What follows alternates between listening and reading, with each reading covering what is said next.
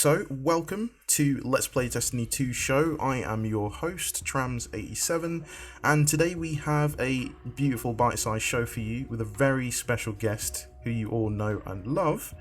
If you love armor farming guides, weapon reviews, weekly resets, and insane exotic recommendation videos, then you might already know who our special guest is today.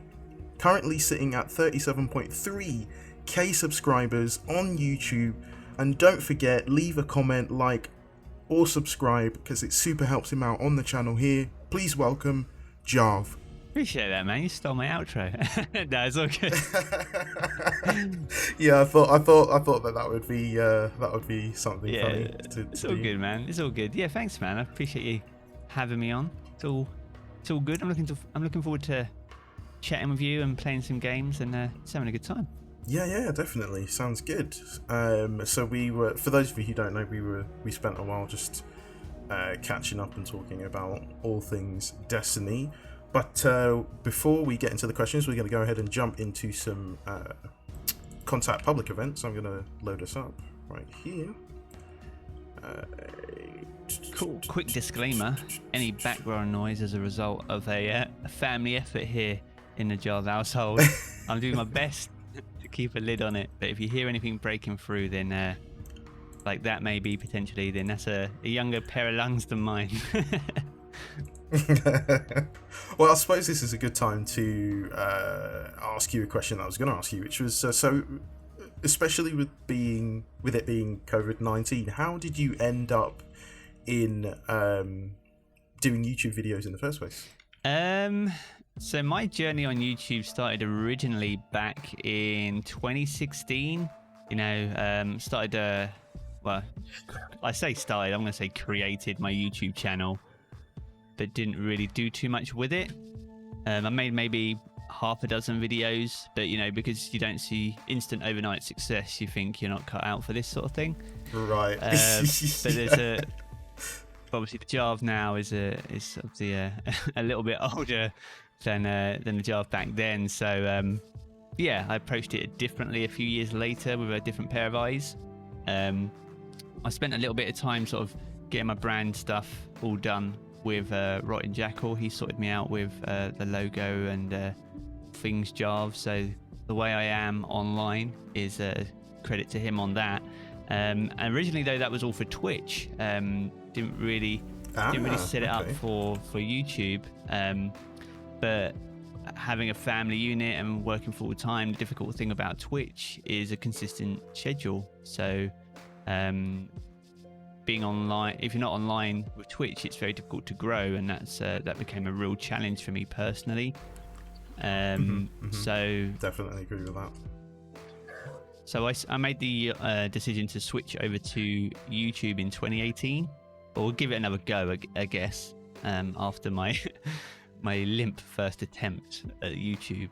But it was a learning experience. I guess it's important to, regardless of how unsuccessful I felt that might have been, it's taking the learnings from that and then trying to better myself and really trying to understand what it is I wanted to do on YouTube as well, because you know, there's a lot of people that do a lot of great stuff, but you don't just want to do what's being done, you know, and you want to try and reinvent things. Like one of the things that I'm doing right now is, you know, we're doing exotic reviews, but you know, we're looking at things like Black Talon being my most recent one, but we're making that current based on where we are in Destiny now. Like Black Talon is, you know, is old news, I guess, when you think it being a forsaken exotic. But yeah, so I started again in 2018. So next week is my 2-year anniversary, I guess. Oh wow! Congrats! That's huge. Yeah, so 2 years. It's been a pretty crazy journey. We'll be pretty close to 40,000 by next week at this current rate, which is a phenomenal effort from everyone that's sort of watched my videos, or you know, just left a comment or a like. It makes people really underestimate actually how much of a difference that makes to a channel and a content creator. Those small pieces of engagements, they really do sort of matter. Yes, yeah, definitely. No, Honestly, as a fellow YouTube content creator, I can attest to that. Because I mean, there's times when you just, I don't know, you probably experience it where you get a little bit low because it's like, oh no, the views aren't really coming in, and especially if you're trying to turn this into something on the side, as well as obviously working at most of us are working a full-time job, if not 2 full-time jobs, whilst creating content. But it can be, I guess, a little bit of a letdown when you feel like you haven't got the views on whatever you've invested a lot of time into at the time. Yeah, honestly, I think it was a very smart move for Bungie to move the release, although it sort of, it gave us all that pain in our heart. But first of all, from an environmental standpoint, it kind of makes sense, dropping a winter sort of themed update. But that leads me to my next question, which was going to be, what is there anything that you are very happy with right now in terms of Destiny 2 and where it's at? Do you have anything that you would like that could be changed, or are you happy with the state of where things are right now? I think the biggest thing that they probably need to look at changing, and it's more from the view of someone that's never played Destiny, and it's how you can migrate fresh eyes and new blood into the Destiny ecosystem, because that's what helps keep it alive. You'll always have your veteran player base, and obviously but being able to attract and retain new players is what keeps a franchise going.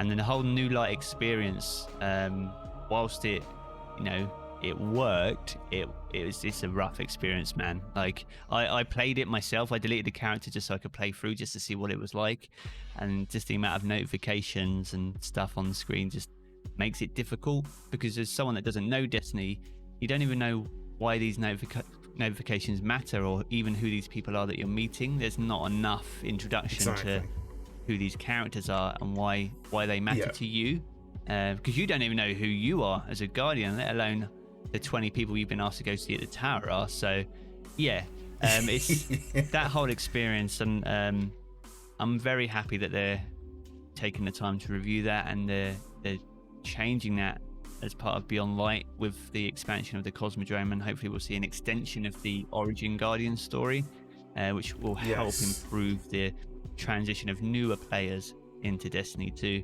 And I think when you cusp that with Beyond Light being part of the Game Pass, which is nuts, which has 10 million subscribers itself, then potentially that's going to get a lot of eyes.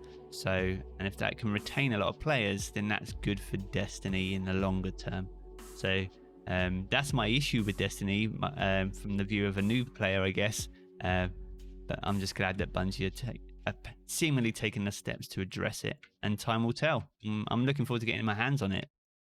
And definitely, yeah, I like that you mentioned about the new player experience, because that's something that I felt I'd sort of jumped into more or less in the last month or so, or maybe 3 weeks, but was just that we used to have, with the Red War campaign, the experience of really learning to understand, or there was some connect the dots, I guess is what I'm trying to say, in terms of understanding who the Traveller is and who you are as a Guardian. And once the complaint of I'd like to play with my friends who are at 780 light back then came into the fray, it sort of changed the new player experience. So that was kind of lost, because it was like, here you are, play with your friends, but I've dropped you into the middle of everything and you have no idea what's going on other than the first introduction. Unfortunate or fortunate, either way you want to look at it, but the money's in where the casual player is at the end of the day. That's going to be where most decisions will be made from. Yeah, and that's why the New Light experience, like we mentioned, the New Light experience we mentioned earlier, is important, because that's going to help retain a lot of those players. And I think a big piece for Crucible that's missing, I think that they need to look at, that pretty much most other games that have a PvP element have, is a proper ranked and unranked playlist. Make it agreed. Put that line there. Yep. Let me know what I'm doing. This is connection based. This is skill based. And then with the skill based stuff, have have to do what Overwatch do. I've got my or no, sorry, do what Halo did. You know, have your 10 rank, you know, placer games at the beginning of each season, and then you get placed in your ranking, and then you work up from there, and have like many more tiers of ranks to go after. So, you know, the upper echelons of players want to go after the crazy prestige ranks.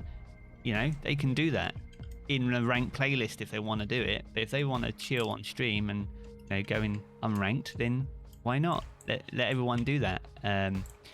You know, create those clear boundaries, and I just think everyone will have a better time for it. Well, that brings us to the end of the show. I hope that everybody who has watched this so far has enjoyed it. It's been fantastic having you on, Jarv. Thank you so much for joining. Is there anything you would like to say? Anything you'd like to let anybody know about? Any new videos you'd like to plug or live streams? Just feel free to. Nothing crazy. I mean, obviously you can find me pretty much Jarvenis anywhere. So JARVENIS or Jarv Destiny on YouTube. You'll find me. Videos are pretty much almost daily.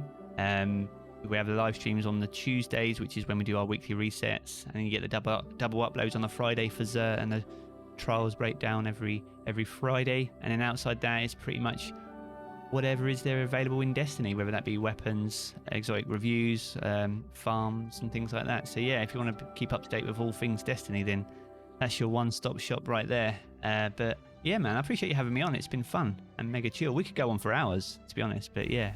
Yeah, oh no, definitely, 100%. No, thank you so much for agreeing to do this. And yeah, that's going to be it for this episode. For those of you who are new, obviously you know that the Let's Play Destiny 2 show is a monthly show.